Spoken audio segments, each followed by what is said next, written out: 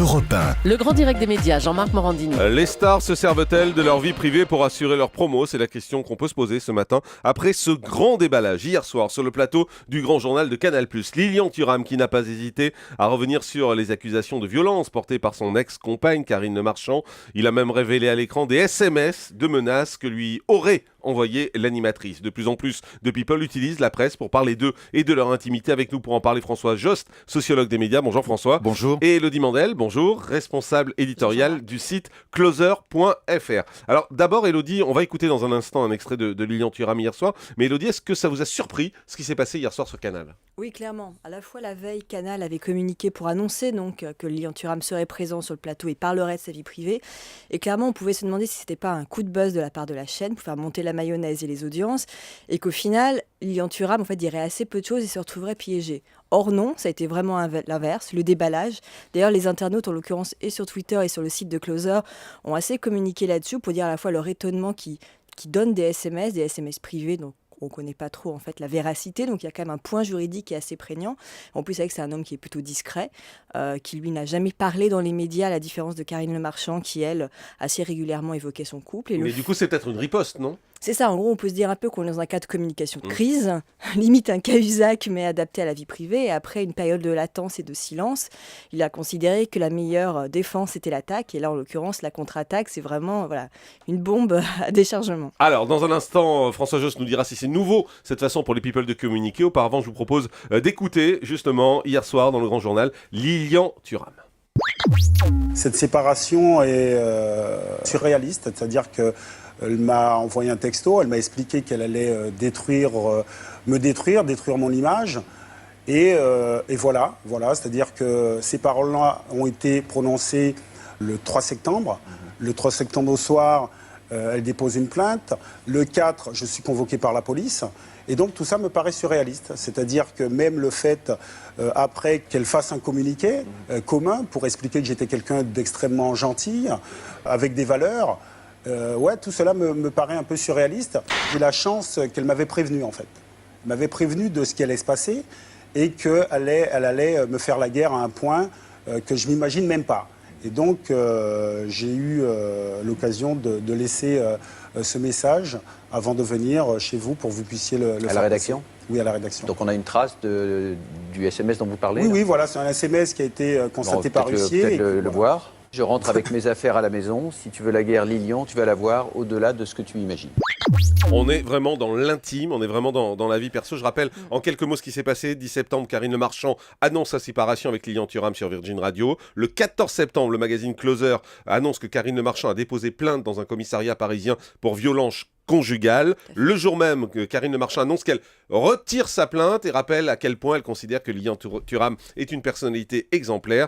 Et le 18 septembre, Lilian Thuram est décoré du grade d'officier de la Légion d'honneur par François Hollande. François Jost, est-ce qu'aujourd'hui on est dans une façon de communiquer des stars très différente par rapport à ce qui se passait auparavant ?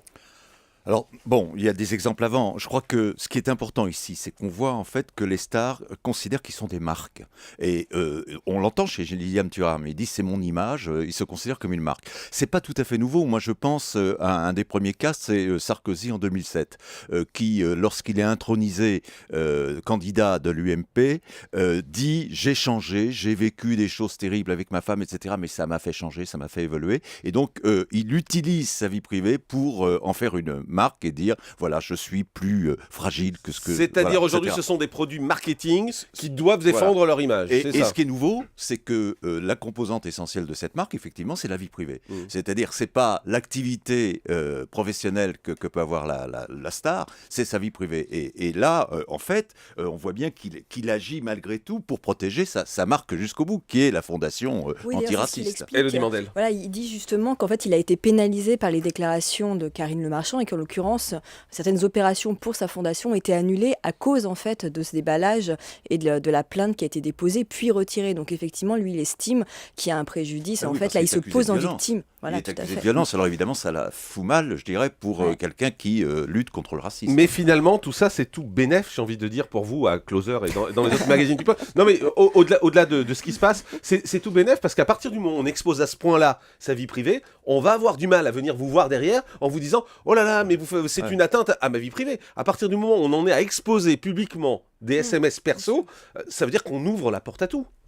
En effet, oui, la personnalité qui donne beaucoup dans les magazines, dans les Parce que médias, là, c'est plus que radio, beaucoup. télé, Enfin, moi, etc. j'ai rarement souvenir en même temps d'une personne qui vient comme ça dans un conflit avec sa tout à compagne ou avec sa femme en montrant des SMS. Enfin, pour moi, c'est quasiment une première. Ouais, et en expliquant un conflit extrêmement intime et on va dire une sorte de chantage, marchandage financier, etc. que évidemment on n'aurait non seulement pas pu imaginer, mais voilà, un terrain sur lequel nous on n'était pas du tout allés. En l'occurrence, nous on a révélé la plainte. Exactement. Et voilà, et après on a feuilletonné, on a Est-ce qu'il n'y suivi a pas le l'histoire, SMS de mais voilà. Sarkozy reviens, je t'ai Si tu quitté. reviens, j'annule tout. Oui, c'est ça. Effectivement, C'est ça. oui. Mais là, on était quand même dans de la politique quasiment. Enfin, on était. Oui, mais On enfin, était dans- on Ça voyait avait pas été comment la confirmé, vie en privée quand l'occurrence, même ouais, envahissait c'est vrai. la vie publique.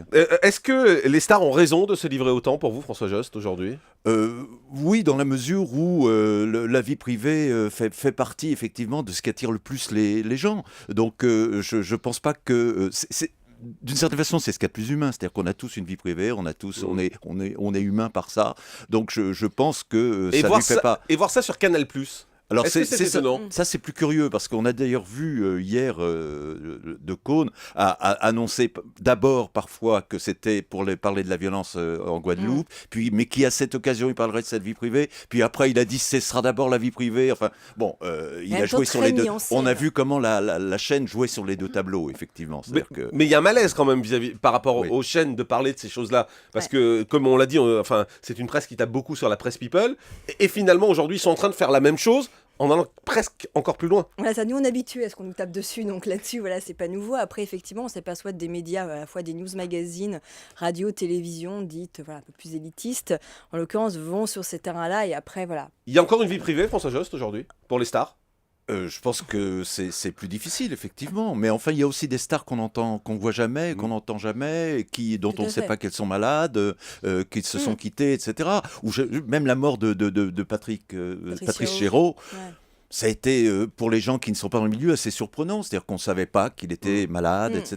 Donc, C'est l'opposé de la communication d'Hélène Ségara qui vend une de gala, oui, parler de sa maladie rare, ou de oui. Michel Delpech qui en une de Paris Match, Et qui parle se de fait un son livre. cancer. Oui. En l'occurrence, voilà, lui, il fait un livre, effectivement, dont le seul élément qui sera retenu par les médias, c'est sa maladie. Voilà. Et c'est d'ailleurs aussi là-dessus que joue l'éditeur pour faire vendre son bouquin, parce qu'il y a quand même ça aussi au final. Un vrai débat donc sur les stars et la vie privée. Le Grand Journal qui continue d'ailleurs dans son côté un peu à part, j'ai envie de dire, puisque ce soir c'est Nabila qui est l'invité, qui correspond pas non plus Oui, à ce qu'on oui. peut imaginer le Grand Journal. Mais bon, voilà, c'est le nouveau Grand Journal.